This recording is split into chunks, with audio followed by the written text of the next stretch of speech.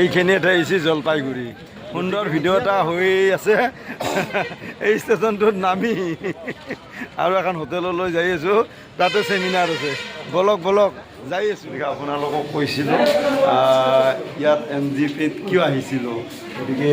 ইয়াৰ ভিতৰত যাম ভিতৰত গ'লে আপোনালোকে আটাইখিনি দেখা পাব আহক তেনেহ'লে আমি ভিতৰলৈ যাওঁ আহক এয়া এয়া হলত মানুহ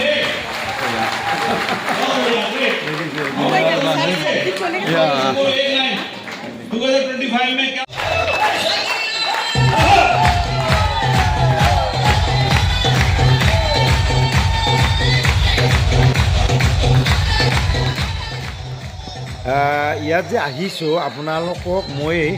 সহজ ভাষাৰে বুজাই দিছোঁ আপোনালোকে বুজি পাব ধৰি লোৱা হওক এইখন স্কুল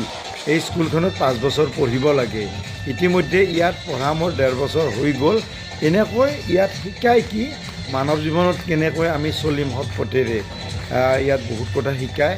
আৰু ক্লাছ 1ৰ পৰা 11লৈ ক্লাছ আছে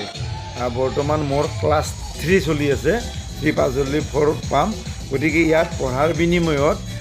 বাকীখিনি জীৱনটোত আমি ইয়াৰ পৰা আমাক এটা পেঞ্চন হিচাপত ইয়াৰ পৰা স্কুলৰ পৰা দিব আৰু এই যিটো পেঞ্চন পাম এই পেঞ্চনটো 11 ক্লাছ পাছ কৰাৰ পিছত পেঞ্চন দিব আৰু তাৰপিছত পঢ়িব নালাগে আপোনালোকক এটা স্কুল হিচাপত উদাহৰণস্বৰূপেহে মই বুজাই দিছোঁ যদি আপোনালোকে ইয়াতে এডমিশ্যন ল'ব বিচাৰে 18ৰ পৰা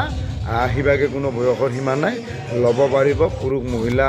দুয়োটাই ল'ব পাৰিব আৰু ইয়াত এডমিশ্যন ল'লে আমি আপোনালোকক কেনেকুৱা কি কাম কৰিব লাগে কেনেকুৱাকৈ পঢ়িব লাগে আটাইখিনি বুজাই দিম গতিকে আহিব আপোনালোকে ইয়াতে এডমিশ্যন ল'ব